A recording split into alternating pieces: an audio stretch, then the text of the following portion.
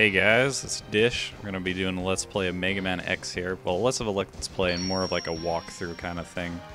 I'm gonna be giving you guys some tips, and because Mega Man X can be one of those kind of daunting games to get into at first if you don't know like the rotation of the Mavericks to do and where all the secrets are, especially like the sub-tanks, because trying to beat Sigma final form with no sub-tanks, it's not gonna go very well. So the intro stage is pretty self-explanatory. There's no secrets here. It's just going to be like a straight up walk. It's sort of just like if you guys haven't seen Egoraptor's Sequelitis video, that's a great example of how amazing this intro stage is. He'll explain it much better than I am, than I could possibly do. But basically, it teaches you so much without telling you anything. Like the way the wall jumping is done, movement, being able to like charge your shots, mini bosses, and everything. It's just a fantastic intro stage to a fantastic game.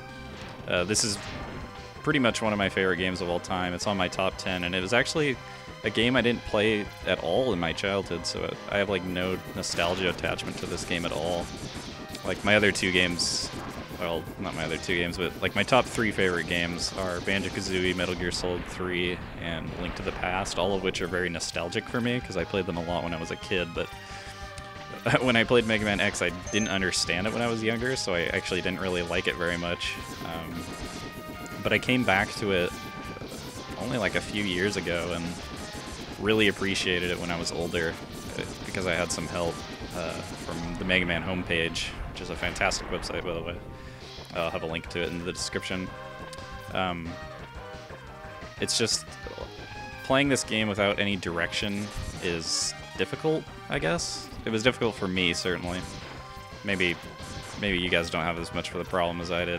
Hopefully not, because without knowing like the order of the Mavericks and where everything was, I think I got to like I started at like Spark Mandrill the first time I ever played it or something, and Spark Mandrill is the easiest boss ever if you have his weakness, but for me, I didn't know what his weakness was, so I started with him first and had a hell of a time.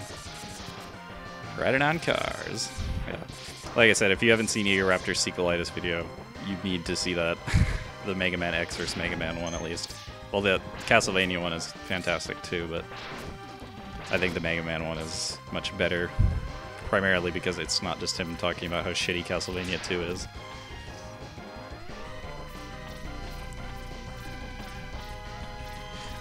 Is this Storm Eagle's ship? This just occurred to me. I think this is Storm Eagle's ship. That's really cool. I'm surprised you don't see him, or like, yeah, it's got to be Storm Eagle's ship. It looks exactly like it. I don't know why that never occurred to me before. And here he is, Mr. Vile himself. Well, not Mr. Vile, that's a character from Banjo-Kazooie, but Vile. Too bad you can't kill this guy. Like, it'd be cool if there's a way to actually win this fight, because I have turbo enabled on my controller, and you can see that, like, even putting in hundreds of shots into him, it doesn't do anything, because there's got to be no way to kill him. So there's turbo. No, just gonna stand there and punch me.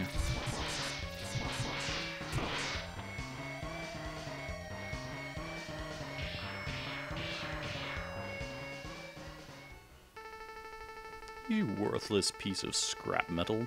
Did you think you could defeat me? That's how I imagine Vile sounds, anyway. Did they ever have... I don't know, I've never played the later X series games, like the PS1 and forward X series. But I've heard that they have, like, anime cutscenes, I guess?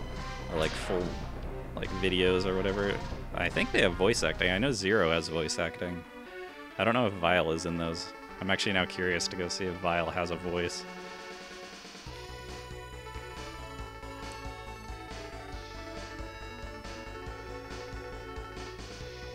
X is designed to be a war machine, or Vile is designed to be a war machine.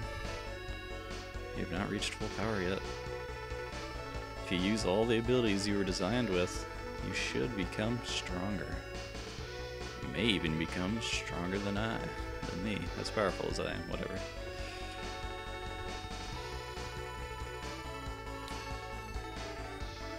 Yeah, it's not till X3 that you're actually allowed to play as Zero.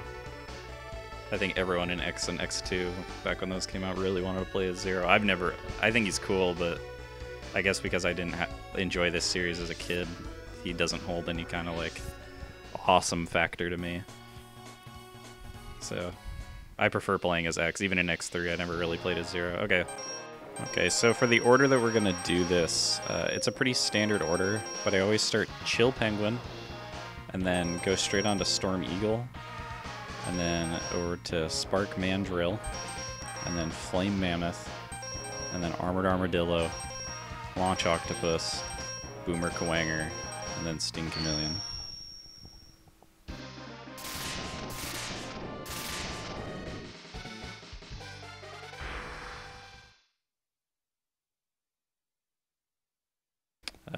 The first four, or the first two, can be kind of done in any order, but Chill Penguin's much easier to do first because he's not that hard and you get the air dash.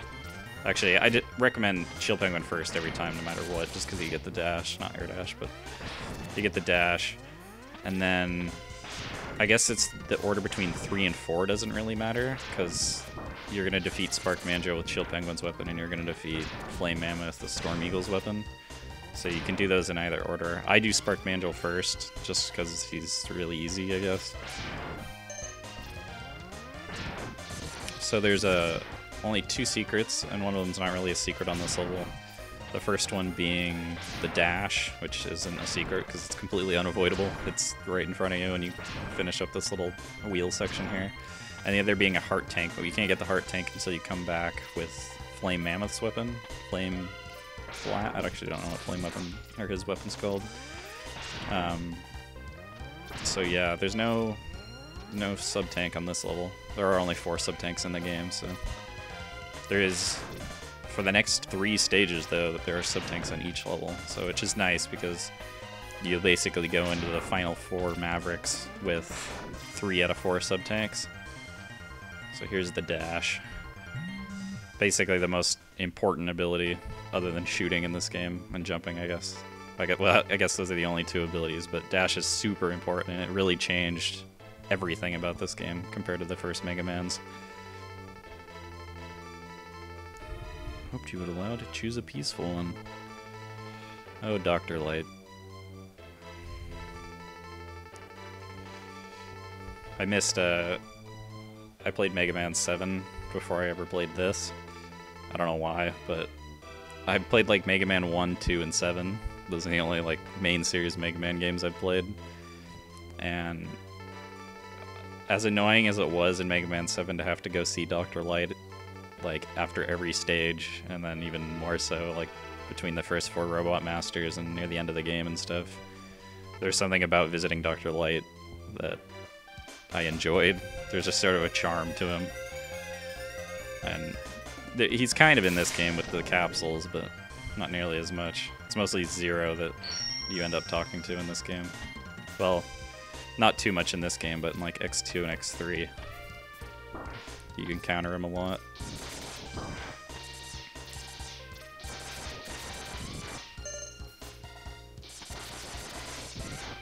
These ostriches. Do they attack? Well, I guess they do attack, especially when you run into them, but they, like, for some reason look around like 6 times before they ever attack you, like they're trying to make sure that someone's there. Alright, here we go. The first time you ever get the mobile suit. This thing is awesome. That was the best part of X3, was you got customizable, well, not customizable, but unlockable mobile suits. So I think there's 4 different kind of mobile suits you could get. One for like swimming, and then they had, like, in every stage they had the little mobile suit plates that you could summon any of the mobile suits you had unlocked. And they were particularly only used for like not puzzles, but like getting access to secrets that you can normally get to, but you also got some interesting little combat situations you could do with them.